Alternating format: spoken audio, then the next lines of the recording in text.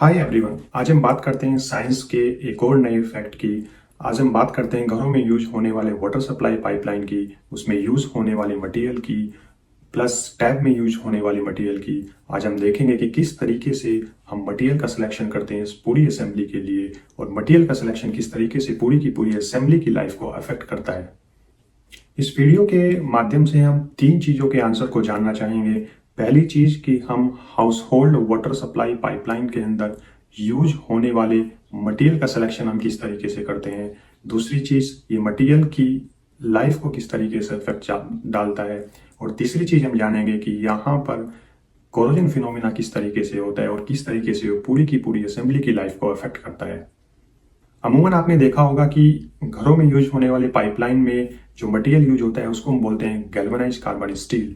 Plus tab में जो हम मटेरियल यूज करते हैं वो या तो कॉपर हो सकता है, या वो ब्रास हो सकता है, या वो स्टेनलेस स्टील हो सकता है। अगर हम इलेक्ट्रोकेमिकल फिनोमिने की बात करें, यहाँ पर होने वाले कोरोजन फिनोमिने की बात करें, तो यहाँ पर सबसे ज़्यादा जो इसकी लाइफ को इफेक्ट डालता है वो होता है गैल्वेनिक कोरोजन। आगे जाने से पहले सबसे पहले हम समझते हैं गैल्वेनिक कोरोजन होता क्या है और किस तरीके से गैल्वेनिक कोरोजन होता है। गैल्वेनिक कोरोजन क्या होता है कि जब भी दो डिफरेंट मटेरियल जिसका इलेक्ट्रोकेमिकल पोटेंशियल डिफरेंट होगा, जब भी वो आपस में कांटेक्ट में आएंगे, वो आपस में किसी सीवियर इन्वायरमेंट के कांटेक्ट में रहेंगे, तो उस समय वे बनाएंगे गैल्वेनिक कपल। इसमें एक मटेरियल एनोड की तरह बिहेव करता है, दूसरा मटेरियल कैथोड की तरह बिहेव करता है। एनोड का मतलब इजेक्शन ऑफ इलेक्ट्रॉन और डिसोल्यूशन ऑफ मटेरियल, कैथोड का मतलब होगा कंजम्पशन ऑफ इलेक्ट्रॉन, या मैं कहूंगा कि जिस मटेरियल पर होगी हमारी रिडक्शन रिएक्शन।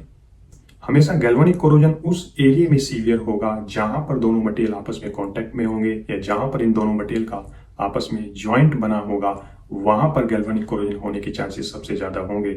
और अमूमन आपने अपने घरों की पाइपलाइन में भी देखा होगा कि जो टैब और पाइपलाइन का जो ज्वाइंट होगा, जो असेंबली होगी, वहां पर आप सबसे ज्यादा इलेक्ट्रोकेमिकल फिनोमिना देखने को मिलेगा, सबसे ज्यादा रस्टिंग वहां पर देखने को मिलेगी, क्योंकि वहां पर वे आपस में बनाते हैं गैल्वेनिक कपल।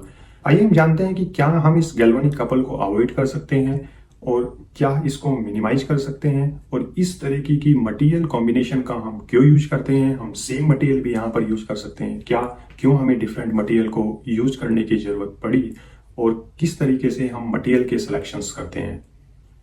आगे जाने से पहले सबसे पहले हमें समझना होगा कि गैल्वेनिक कपल के अंदर हमारे एरिया का क्या सिग्निफिकेंस होता है, कैथोड और एनोड के एरिया का हमारा क्या सिग्निफिकेंस होता है, और किस तरीके से एरिया रेशियो हमारा पूरी की पूरी रिएक्शन काइनेटिक्स या पूरे के पूरे कोरोजन फिनोमिने को अफेक्ट कर सकता है।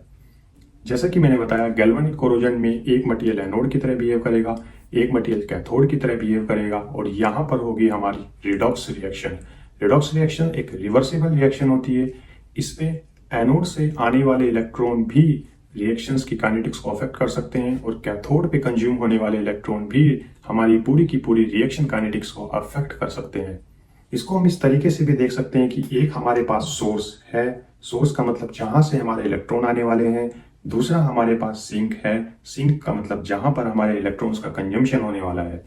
और हमेशा सोर्स से इलेक्ट्रॉन सिंक के अंदर ही जा सकते हैं, बाकी इलेक्ट्रॉन्स का मूवमेंट कहीं और पॉसिबल ही नहीं होता इस रिएक्शंस के अंदर। तो इसका मतलब है कि अगर इलेक्ट्रॉन से सोर्स से आने वाले इलेक्ट्रॉन की संख्या बहुत ज्यादा है, लेकिन सिंक में कंज्यूम होने वाले इलेक्ट्रॉन की संख्या बहुत कम है, इसका मतलब सोर्स से आने वाले इलेक्ट्रॉन की काइनेटिक्स कहीं ना कहीं कम हो जाएगी, क्योंकि हमारे पास इतना सिंक अवेलेबल नहीं है कि वो सारे के सारे इलेक्ट्रॉन्स को कंज्यूम कर सके।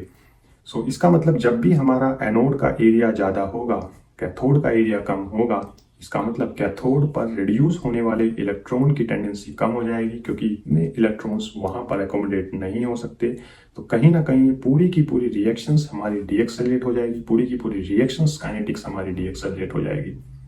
वहीं दूसरी ओर अगर सोर्स का एरिया हमारा कम है, या सोर्स से आने वाले इलेक्ट्रॉन्स हमारे कम हैं, लेकिन सिंक की कैपेसिटी बहुत ज़्यादा है इलेक्ट्रॉन को एकोमोडेट करने की, तो सोर्स से आने वाले सारे के सारे इलेक्ट्रॉन हमारे सिंक के अंदर कंज्यूम हो जाएंगे, और इस प्रोसेस के अंदर कोई भी चीज़ हमारे रिएक्शन काइनेटिक्स को अफेक्ट नहीं करेगी।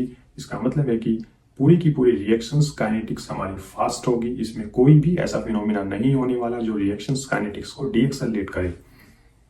इसी तरीके से जब भी हमारा किसी असेंबली के अंदर या किसी कॉम्बिनेशन के अंदर हमारा एनोड का एरिया ज़्यादा होता है, कैथोड का एरिया कम होता है।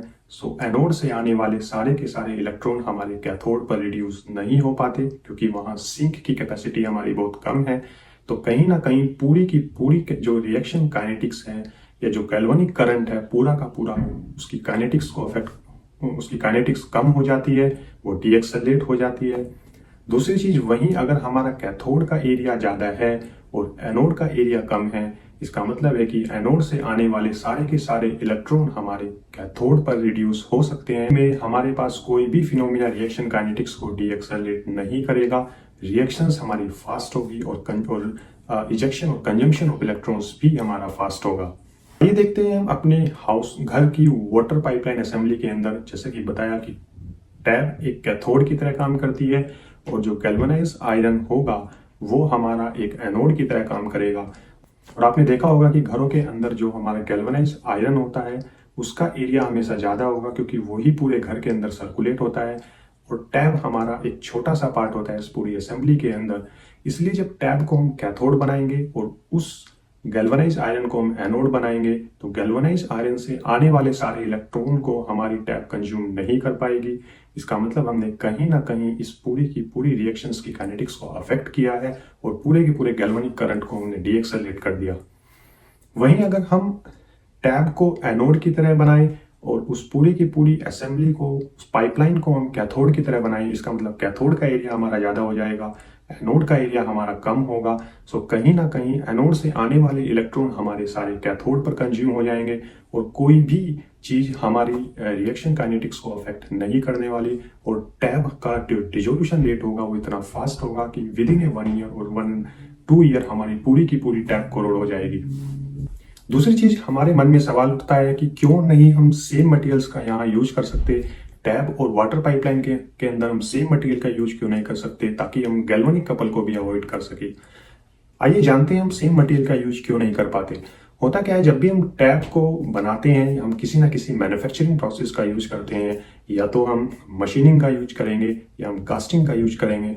और जैसे ही, क्योंकि टैब की शेप बड़ी कॉम्प्लेक्स शेप होती है और उसमें जब भी हम मशीनिंग प्रोसेस का यूज करते हैं उसकी पूरी की पूरी सरफेस डिफॉर्म होती है और जैसे ही सरफेस का डिफॉर्मेशन होगा तो मटेरियल की सरफेस एक्टिव हो जाएगी और सेम मटेरियल होने के बावजूद भी उस टैब की सरफेस का जो पोटेंशियल होगा वो वाटर पाइपलाइन के कंपेयर में एक्टिव हो जाएगा और उसकी वजह से टैब फिर एनोड की तरह बिहेव करने लगेगी और पूरी की पूरी पाइपलाइन हमारी कैथोड की तरह बिहेव करने लगेगी। और जैसे ही हमारी टैब एक एनोड की तरह बिहेव करेगी, इसका मतलब इलेक्ट्रॉन्स से आने वाला एरिया हमारा छोटा हो गया, इलेक्ट्रॉन कंज्यूम करने वाला एरिया हमारा बड़ा हो गया। सो कहीं ना कहीं हमारा इलेक्ट्रोकेमिकल रिएक्शंस रेट यहाँ पर फास्ट हो जाएगा और विद इन 1 और 2 ईयर के अंदर ही हमारी पूरी की पूरी टैब डिसॉल्व हो सकती है। दूसरी चीज, हमारे मन में सवाल आता है कि क्यों ना हम पूरी की पूरी पाइपलाइन को ही स्टेनलेस स्टील से रिप्लेस कर दे, लेकिन वहां पर इकोनॉमिक फैक्टर हमारा सबसे ज्यादा आ जाता है क्योंकि इकोनॉमिक कॉस्ट उसकी सिग्निफिकेंटली इंक्रीज हो जाती है। सो इस मेथड को भी हम अवॉइड करने की कोशिश करते हैं। इसलिए आज के समय एक न्यू मेथड को इंट्रोड्यूस किया गया जिसमें हम पीवीसी का यूज करते हैं instead of galvanized iron pipe. होता क्या है कि जब हम पीवीसी का यूज करते हैं, पीवीसी में हम पीवीसी की टैब को यूज कर सकते हैं क्योंकि एक नॉन मेटेलिक सरफेस है, वहां पर कोरोजन कोई भी इफेक्ट नहीं डालता।